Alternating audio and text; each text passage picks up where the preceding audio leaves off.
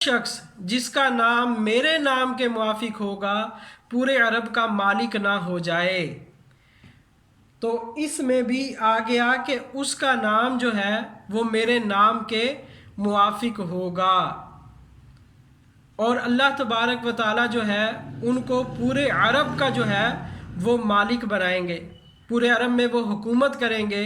इसी तरह बाज़ रिवायात में इस चीज़ की भी सराहत मौजूद है कि अगर क़यामत के दिन में एक दिन बाकी रह जाएगा कि एक दिन के बाद क़यामत होगी, तो आप सल्लल्लाहु अलैहि वसल्लम ने इरशाद फरमाया लतव्वलल्लाहु ज़ालिकल यौम, अल्लाह ताला उस एक दिन को इतना लंबा कर देंगे हत्ता यबअसल्लाह फ़ीही रजुलन मिन्नी, अल्लाह तबारक व ताला उसमें एक आदमी को भेजेंगे जो मेरी औलाद में से होगा, मुझ में से होगा, या मिन अहली बैती, या मेरे अहले बैत में से होगा। उसका नाम मेरे नाम के मुआफिक होगा और उसके बाप का नाम मेरे बाप के नाम के मुआफिक होगा। वो ज़मीन को अदल और इंसाफ से इस तरह भर देगा जैसा कि ज़मीन जुल्म से और जंगों से और किताल से, जुल्म व सितम से भरी हुई होगी। इसी तरह जो है वो इस ज़मीन को अमन और इंसाफ से भर देगा। तो इसमें भी जो है वो आप सल्लल्लाहु ताला अलैहि वसल्लम ने वाज़े फरमा दिया कि वो मेरी अहले बैत में से होगा और मेरी इतरत में से होगा और उसका नाम मेरे नाम के मुआफिक होगा और उनके वालिद का नाम मेरे वालिद के नाम के मुआफिक होगा। फिर दूसरी बात यह है कि वो नबी पाक सल्लल्लाहु ताला अलैहि वसल्लम की आल और औलाद में से होंगे।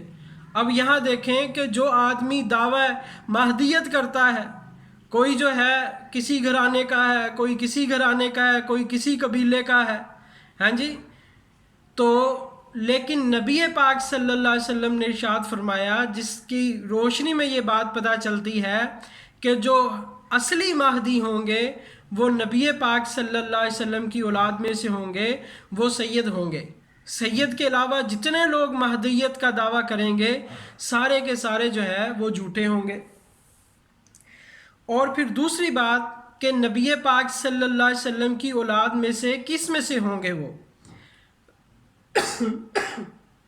ये इसलिए अर्ज़ किया जा रहा है कि सबसे पहले ज़ात और उनके बाप का नाम पता हो, कबीला पता हो, ताकि कल कला को कोई जब दावा करता है महदियत का तो सबसे पहले देखें भाई इसका नाम क्या है, ये किस ख़ानदान से है, कहाँ का रहने वाला है, कहाँ इसकी जाए पैदाइश है।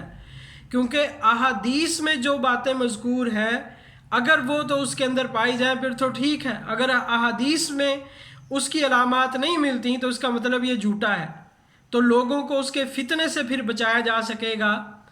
तो इसलिए इस चीज़ का भी ज़िक्र अहादीस में बकसरत मिलता है, उलमा ने भी लिखा है कि ताकि लोगों पर हक बात जो है वो बिल्कुल वाज़ेह हो।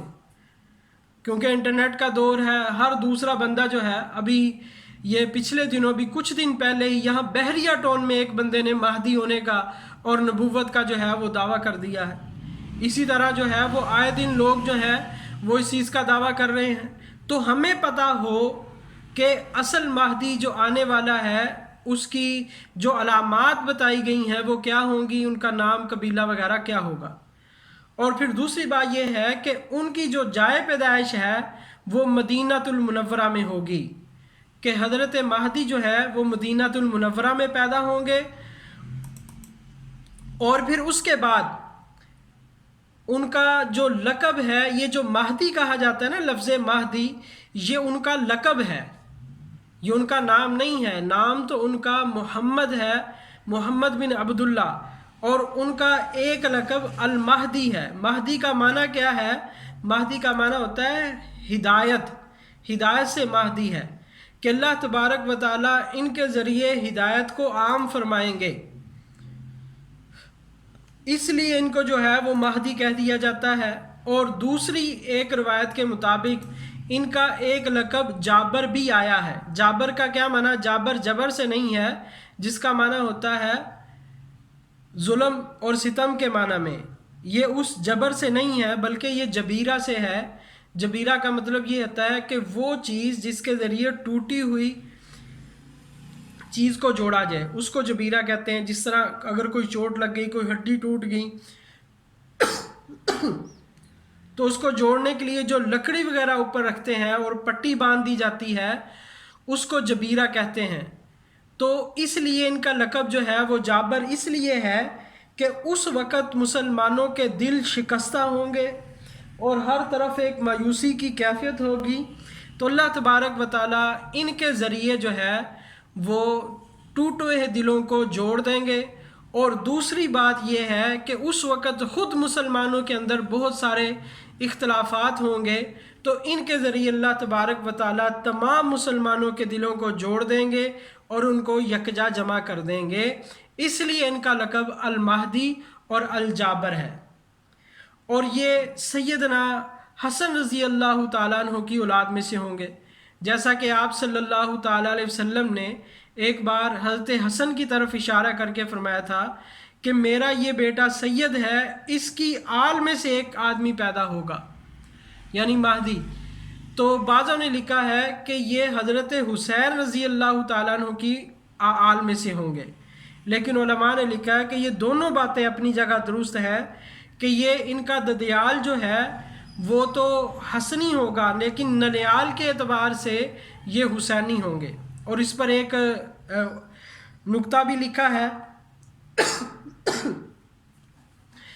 کہ انہوں نے کہا، ملا علی قاری رحمۃ اللہ علیہ فرماتے ہیں کہ جس طرح سیدنا ابراہیم علیہ السلام کے دو بیٹے تھے، حضرت اسماعیل علیہ السلام اور حضرت اسحاق علیہ السلام، اور حضرت اسحاق علیہ السلام کی آل اولاد میں تمام انبیاء آئے، حضرت اسماعیل علیہ السلام کی اولاد میں نبی نہیں آئے، لیکن جو سب سے آخر میں جو سب سے کامل اور خاتم الانبیاء صلی اللہ علیہ وسلم پیدا ہوئے وہ سیدنا اسماعیل علیہ السلام